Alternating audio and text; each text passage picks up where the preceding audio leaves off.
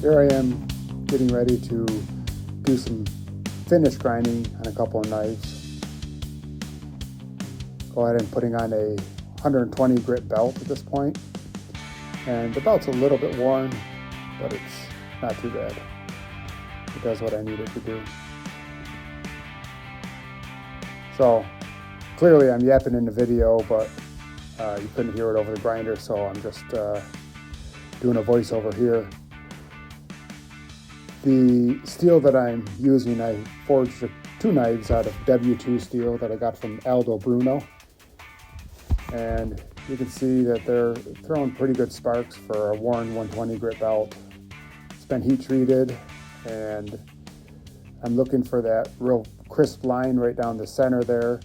This one has a blade in a pretty deep false edge, so it looks kind of dagger-like if you look at it. And just picking things up a little bit here. When I'm grinding, I used to use a table and even a jig, but I found after doing, a couple thousand knives that honestly it's easier and faster and more accurate for me anyways to do it freehand. I always had trouble with my jig making it even on both sides. Maybe I just wasn't setting it up right. Well, probably I wasn't setting it up right.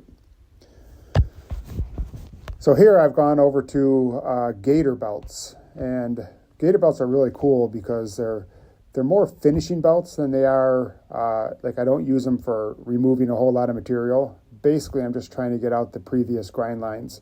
Now, I'd gone from 120 grit ceramic belt, and I'm going on this gator belt. This is an A300 gator belt, and basically that's about an 80 grit surface. So I know I'm stepping back a little bit, but the way the belt is designed, it's got like little bricks of abrasive that are kind of stacked up on it, and they last a long time as long as you're not like digging the edge in and trying to remove material that way. I have a few gator belts that I think I've been using for more than a year, and the bricks are getting pretty small, and I probably should replace them pretty soon. But again, this isn't really, at this point I've established all my grind lines and my angles and stuff like that, so this is just polishing. So I don't need to remove a whole lot. I'm just trying to clean up the previous grit on the surface of the knife. And I do apologize for the giant hole that's in the back of my pants. I kind of forgot I set my pants on fire one time, and now there's a big hole in the back of my leg, so hopefully I've edited most of that out. Whenever I do finish grinding after heat treat, I always do it without gloves.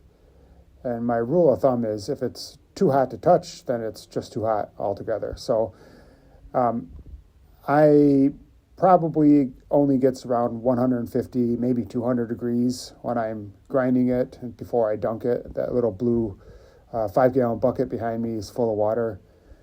And I know it's not exactly in the right spot, but I have to move back and forth. I probably should bring it closer to the grinder, but I don't like it filling with a bunch of dust.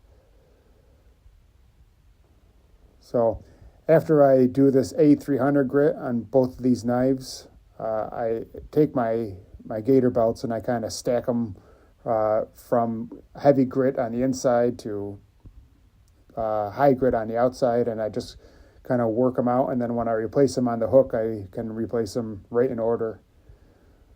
And so this is a A300, and I'll do A160, A100, A65, A45, and A35.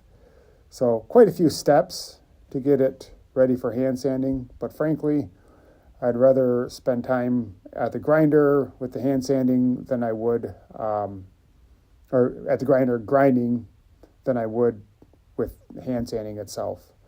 Hand sanding, as much as I love being out in my shop and making knives, hand sanding can be a little bit tedious. As you can tell here, my shop's not in pristine, and my clothes aren't very nice either. I swear those pants have been washed, but the dirt just doesn't come out of them. They look like they've gone through a battle.